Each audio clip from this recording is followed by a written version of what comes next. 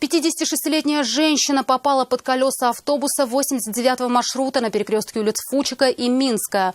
По словам женщины, водитель общественного транспорта, пострадавшая неожиданно выбежала на дорогу. Резко остановить многотонную машину она не смогла. Салават Мухаммадуллин продолжит. Ее не было полдороги. Она выпрыгнула.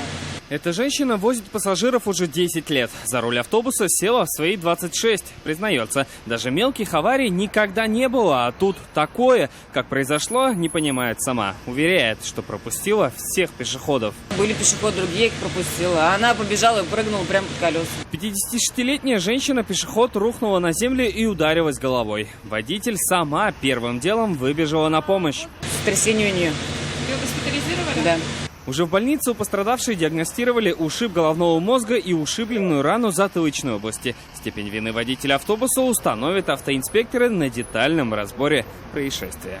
Салават Мухаммадуллин, Нафиса Минязева, Наиль Абдуллин. Вызов 112. Мы делаем вам вызов. Смотрите одну из самых рейтинговых программ о происшествиях в Татарстане на нашем сайте tnv.ru.